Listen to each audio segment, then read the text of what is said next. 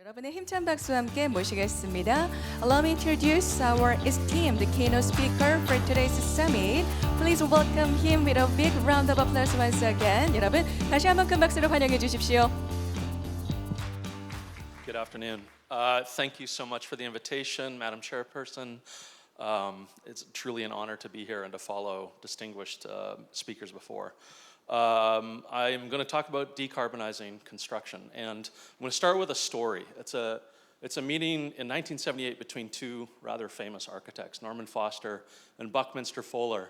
Norman invited Bucky to visit his recently completed building in England, the Sainsbury Centre, and Bucky asked this question of him: how much does your building weigh? And this was the answer that Norman wrote him a few weeks later. It's important to me. It was written 3 weeks after I was born and brought into the world, and I think what this letter represents is our understanding of the impacts of buildings, certainly in the last 46 years. And so he writes, you also asked about the weight and volume of my building, which is as follows. There's 4,507 tons of concrete. There's 256 tons of structural steel. There's 80 tons of aluminum panels, and on and on. It's kind of a list of metals in the building. My building weighs 5,600 tons. The problem with his math is that it's completely incomplete. That for every ton of aluminium on a building in Canada or South Korea or in the United Kingdom, there's 4 to 5 tons of bauxite and mine waste in the places and the parts of the world that we source aluminum from. So this is where Canada sources the majority of its aluminium from, Guinea, a small country in West Africa. And that you can't understand the size and the weight of a building without also understanding the size and the weight of a tailings pond on the banks of the Amazon River in Brazil, where aluminum is refined. I've come to this understanding in a full circle way. When I graduated from the School of Architecture in 2008, I spent 3 years working on mines around the world. I worked with these gentlemen in Zambia on a zinc and copper mine owned by a Canadian company, thinking about what their housing would be for them and their families. I worked with the province of Alberta, designing a regional plan for the entire area of the oil sands, where hospitals, schools, highways, airports needed to go to support the extraction of oil from sand. And I spent the better part of a year working in Panama to relocate and resettle this indigenous community to make way for what is the largest copper mine in Latin America. And there it is on the right. So I have a sense of the impact of all these things. And the thing about working in Panama and Zambia, it's really hard to become a registered architect in Ontario. So I got my first project. It's this summer home on a lake in the woods north of Toronto. And over the course of the 3 years I was working on mines, I was designing and overseeing the construction of this house in the woods. You can see it's off-grid. The solar panels are there with my now father-in-law. And over the 3 years, we finally completed this building. I felt so good about it that it allowed me to be called myself an architect. I got the hours required in the construction of it, so I'm now an architect. I also managed to get it published in a magazine, Dwell magazine. Here it is. This cottage is highly sustainable. The tightly insulated structure draws its power from a nearby bank of solar powers. The water comes from the lake. So, obviously, feeling pretty happy about things, but. Upon completing that project, I moved to Rwanda, and it completely changed the way I think about construction and buildings. And my first project is here in the southwest corner of the country. It's the Munini District Hospital. And in the course of the construction of Munini, this was my first week at work at Mass Design Group. We were looking at the soil samples from the site to understand how to design the foundations, but also what could we make from this place? And on the right, my colleague Annie Payton with a door and window mock-up here that you can see. Very happy about it. And this mock-up came out of a very kind of protracted conversation with our quantity surveyor, our construction expert, Bruce. Bruce said, Kelly, we can't afford what you're drawing. Your windows and doors are far too expensive. Well, tell me more, Bruce. Why? What are the issues? Well, the size of the rectangle you're drawing requires the glass to be tempered. It needs to come from Dubai. It requires larger sections. Those are going to come from India. They'll be fabricated in Kenya and Nairobi. Everything that enters Rwanda has an 18% import tax. So that makes everything cost prohibitive. Okay, well, great points. I had no idea. What should we do? He's like, well, simple. Draw smaller rectangles so we can use glass that doesn't need to be tempered. We can source it regionally in Nairobi. And then let's use steel from the country. Let's use recycled content. And let's make the windows on site so that if there is any glass that breaks on the way, it's not going to hold construction up. And so this is the first time as an architect I ever actually drew a window and really understood how it goes together, how it operates. And so you can see here the windows being hung in the rooms that they're being fabricated. The second project that really changed my understanding of a building is the school. It's the Alima School. It's in the middle of the DRC. To get to Alima, you take a boat upriver from Kinshasa for 4 days, and then you get on the back of a motorcycle, a dirt bike, for 4 hours. And you cross a bridge like this one on the right about 6 times, a single log over a river. So it's a fantastic set of constraints to design around, and you can see the opening of the school there on the left.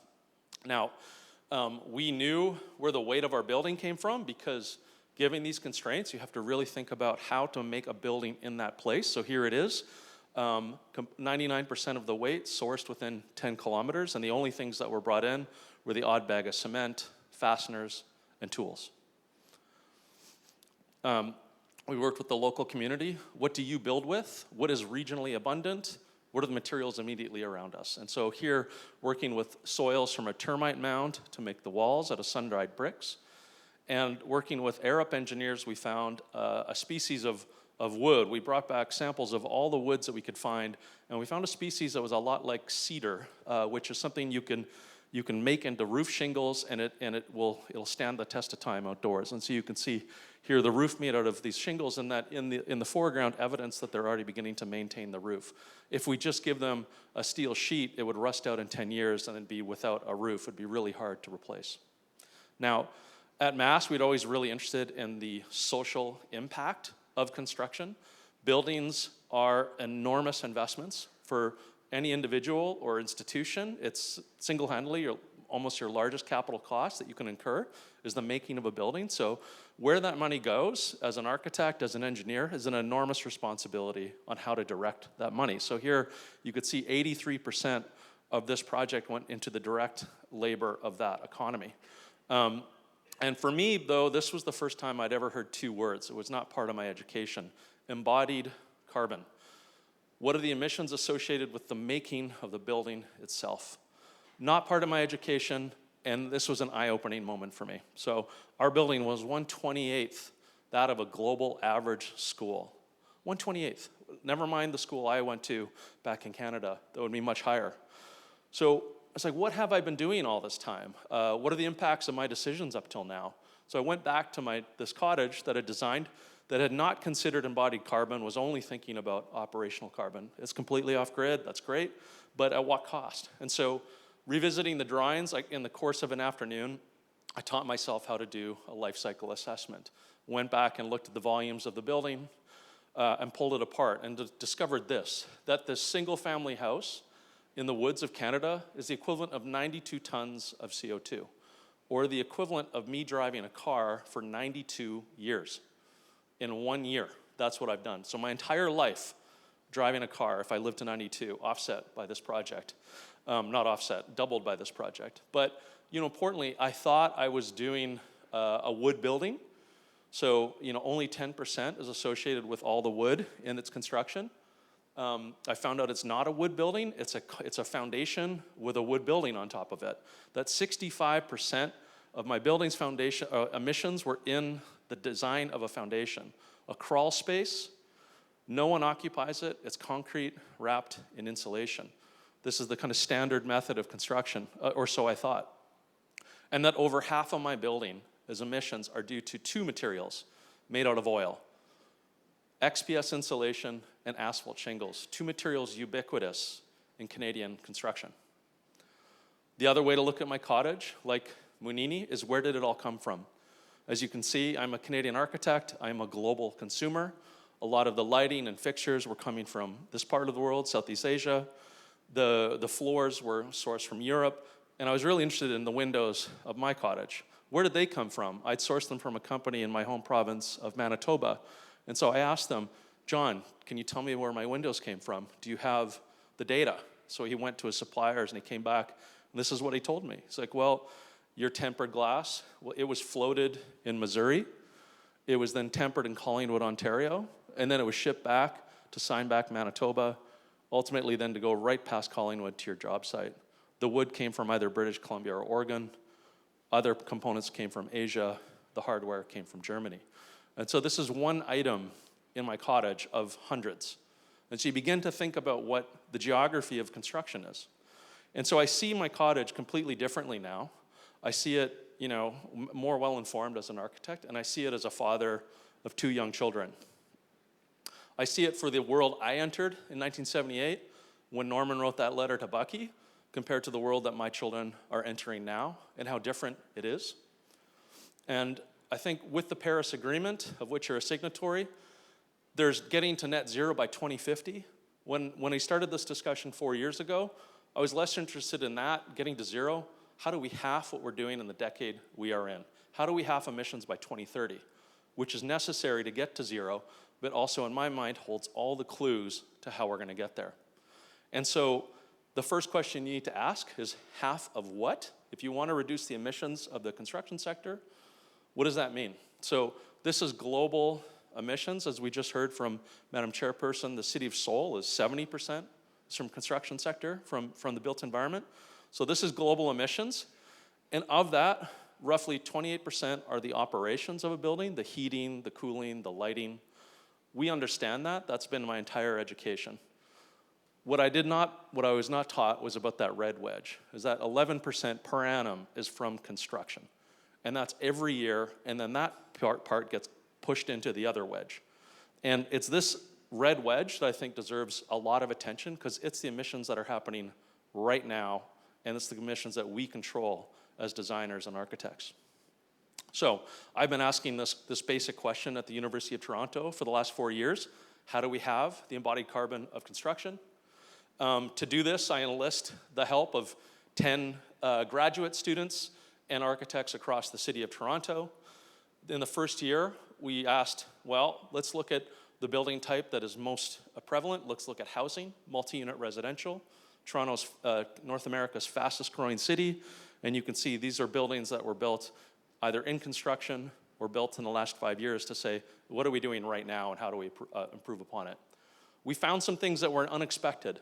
One of them was that our buildings, like my cottage, are icebergs. That so much of the emissions of a building are below grade, are in basements, are in the rooms that we are having this conference in right now, below the surface of the earth.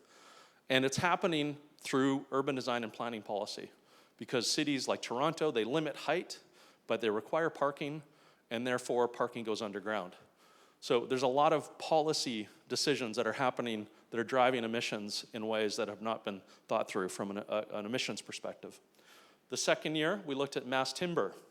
There's a lot of promise in mass timber, and wanted to say, is it better? How does it compare with concrete? So we looked at projects in Toronto, in the west coast of North America, in Sweden, and the United Kingdom. And what we found was there's a lot of innovation. And so we're looking here at envelopes of these mass timber buildings and the relationship between the embodied carbon and the operational carbon. And so you see thermal performance and embodied carbon, and some projects arguably have climate positive envelopes. So there's promise here. And then for the last 2 years, the university's asked us, we do buildings, what does it mean for us? So we've looked at buildings that were built this century over the last 15 years, and buildings built 150 years ago. And we've looked at it through a whole life carbon lens. We're looking at operations and embodied together, which is critical. What have we found? Older buildings are lower carbon. The materials of the original building on the campus only came from 10 kilometers away, much like that school in the middle of Congo. And therefore, their embodied carbon is much lower. They're built of stone, out of wood, compared to the recent buildings built out of metal and concrete. And that, interestingly too, energy use intensity, so this is the actual energy used on campus, the general trend you can see increases over time. And there's a number of reasons for that. Our lab buildings are very energy intensive. You can see some are much lower, but there's a big spread overall. So as a trend line, I think we have a lot to learn from older buildings. All of this data was, in a way, to have a conversation much bigger than the university. So I took it to the city of Toronto and said, you have very progressive targets around operational carbon. What about embodied? And so over the course of the year, we worked with the city and the industry to develop the first policy in North America for embodied carbon targets for new construction. The city said, well, we build buildings. What would it mean for us? Great question. So let's look at them. One of this is a new building for their ambulance fleet.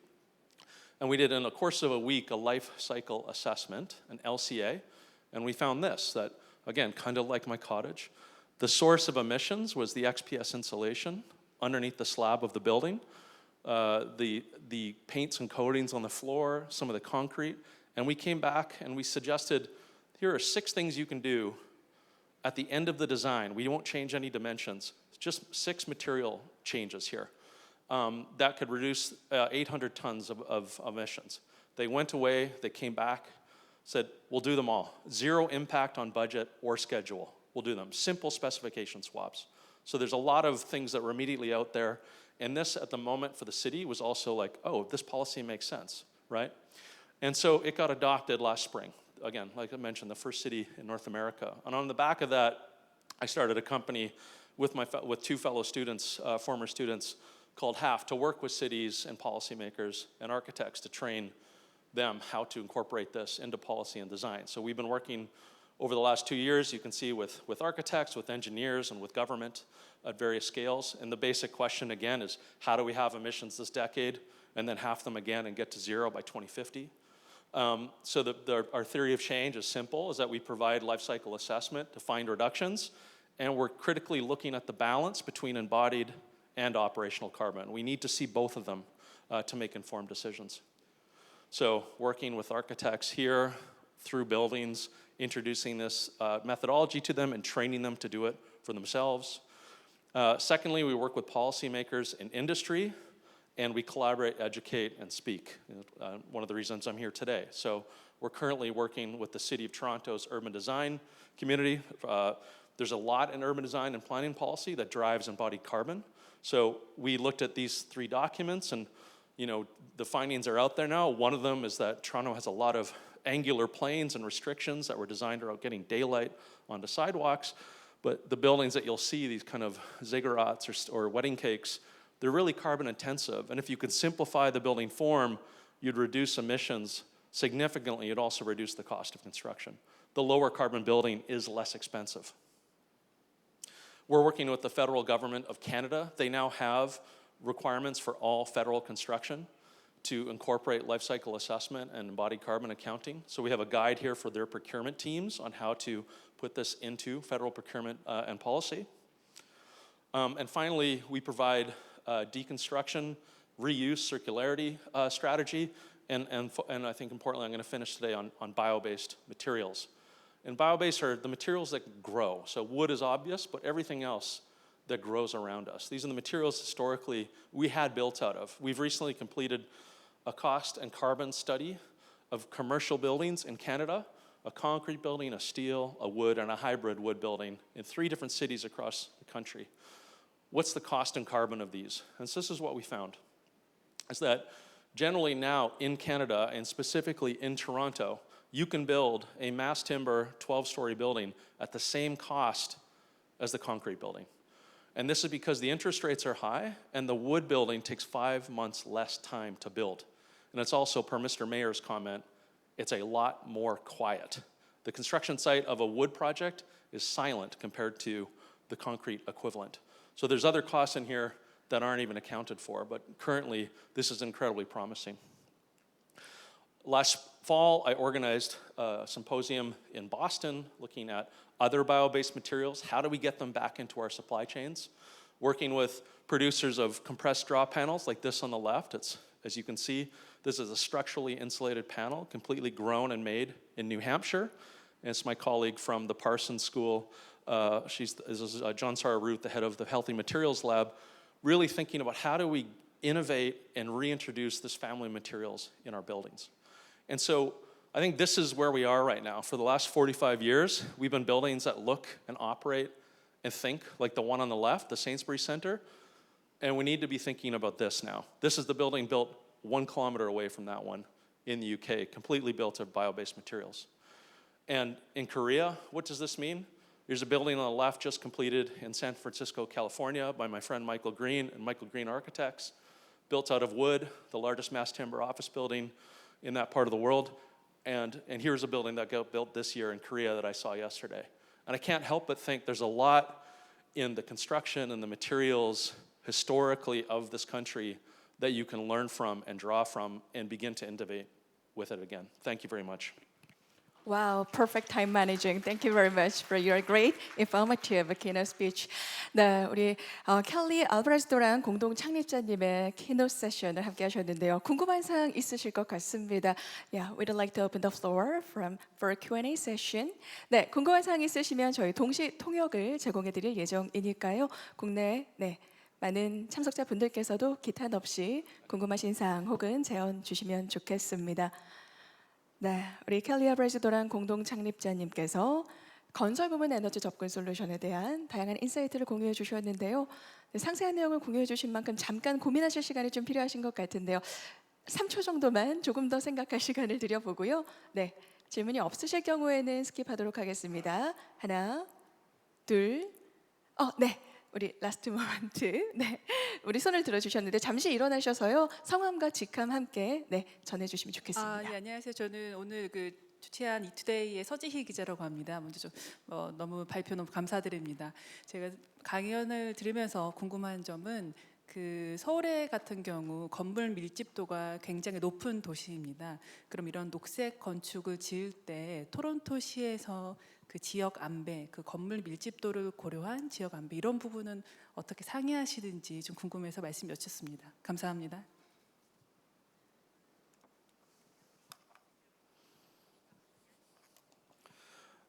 Yeah, great question. I think, I think the reality is that downtown Toronto and downtown Seoul have a lot in common. They're both quite dense, and I think that the question of density and height and the type of density is critical. But as I've just illustrated, you can build tall out of other materials. Even in the family of concrete, there's ways to be using it more efficiently and more sufficiently. And I think that it's not saying we need to go completely to one material or another. It's how we look at all materials through a sufficiency lens. And what that means is using them in the kind of highest and best use for their properties. And also in the design of a building, a conversation that we had yesterday was even in the designing of a building, how do we think about sufficiency? Because density by itself, there's no reason, for instance, that this building needs to be 4 stories in the ground. That's a design decision. That's an urban design policy. If we took it out of the ground, it'd be a lot lower carbon, and you'd have daylight in all the rooms. And these are the types of things that need to be even part of the discussion with the families and materials we have. 네, 감사드립니다. 우리 서울과 또 토론토의 다양한 공통점에 대해 주안을 두고 질문 주신 부분에 대해서 답변을 주셨는데요. 이어서 한 분 정도 더 혹시 궁금한 사항 있으신지 여쭙고요.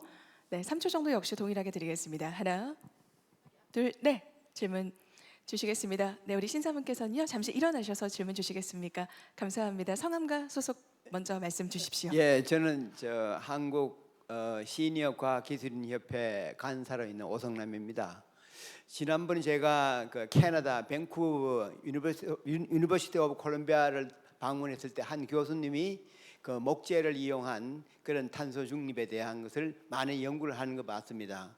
캐나다는 나무가 많고 산림 지역에만 해서 목재 활용에 상당히 유리하다고 생각하는데 탄소 중립 건물에는 2가지가 있다고 생각합니다. 어떤 재료를 이용해서 어떻게 이 탄소 중립에 적합한 건물을 짓느냐 하나하고 그 건물의 기능을 어떻게 하느냐, 우리가 복합 목적으로 쓰는 거는데 그런 것에 대해서는 연구를 안 해보셨는지, 그런 기능에 대해서는 지금 말씀이 없으시는데 한번 말씀해 보시기 부탁드립니다. Yeah. So I guess 2 things there. We are. I am a Canadian, and we're half your population in a much bigger country, so we have this benefit of a lot of forest. And I think that this is where we need to look at things again. We live in a global economy. All the aluminum on our buildings is not sourced from Canada. It's sourced from, as I saw, the majority is coming from Guinea. So I don't think we need to necessarily limit our thinking through our kind of borders. I think that this is a great opportunity for cross-national trade and collaboration too. And I think we would definitely benefit from the innovation in Korea technologically around building systems is obvious. You export a lot of it. Why don't we'll trade. And I think the other, from the function of the buildings themselves, so we looked at housing, we looked at the majority of the mass timber buildings in the study were commercial, were office buildings, or university institutional buildings. So, mass timber is really, mostly it's substituting for concrete and steel structures and larger spans. The housing we were looking at, some of the housing is stick frame wood construction, which is very standard in Canada. So I think wood even, it's applicable to different scales of construction, certainly. And then as for the type and the function of buildings, I think this is a critical thing to look again at, moving from a sustainability mindset to a sufficiency mindset. When we're designing, we're building new buildings, really asking, how big do they really need to be? Do we need all this space? Can we use the same space for multiple functions? I think that is like a critical point in at procurement stage and at planning to really figure out how to right size the building. Do we need it to be 4 floors in the ground? Do we need 2 floors of underground parking? These are things that we need to be asking ourselves. And then the other part of it is also all the buildings in the world already exist. That operational component, the 70% of Seoul's emissions, a lot of that's the operations of buildings we already have. So how do we begin looking at decarbonizing our current buildings? And that comes to use again. And I think this is a real, there's 2 parts to the solution. One is behavior change, our expectations of buildings in terms of comfort, in terms of use. So I think that's critical. That's a large-scale global concern. And then I think the technological part, how do our building systems become more intelligent? When no one's in the room, why is the air conditioning on, right? And I think this is a real opportunity, frankly, for South Korea and your manufacturing sector to lean into, to make buildings intelligent and leverage, the deep experience you already have. Thank you very much. 네, 기조 연설과 또 질의까지 이어지면서 더욱더 깊이 있는 논의가 이루어지고 있는데 우리 마지막으로 질문 한 분 더 받도록 하겠습니다. 네, 손을 잠시 들어주시면 질문 받도록 하겠습니다. 혹시 앞서 우리 이사장님께서 사인을 주셨던 것 같은데요. 마이크 전해주시기 바랍니다. Thank you very much for your wonderful talk. It's not a question, it's a comment. The last slide of Gyeongbok Palace is very inspiring, very happy. The comment is that, have you heard about the heating system of those buildings? Ondol, have you heard about it? We might have to figure that out in terms of, carbon neutrality or carbon emission, but the way of heating in Korean, long time ago, our Asian people, they are so smart. Yep. So, okay. Indulge me. What was the form of heating? I'm curious. Ondol. Ondo. Okay. Ondol. I'll look that up. I think generally, leaving with that slide, and I think it's critical that we look back to our great-grandparents and grandparents' generation and how they lived from a comfort perspective. Like what was winter like for my grandparents, and how they wore a sweater during the winter and not a t-shirt for a reason. And I think how their behaviors is one thing to look at, and the materials I think is critical too, because this palace is incredible. It's beautiful, and I suspect the stone and the wood did not come far away. And stone is very low carbon. Mother Nature fired that stone for us. Concrete is just reconstituted stone.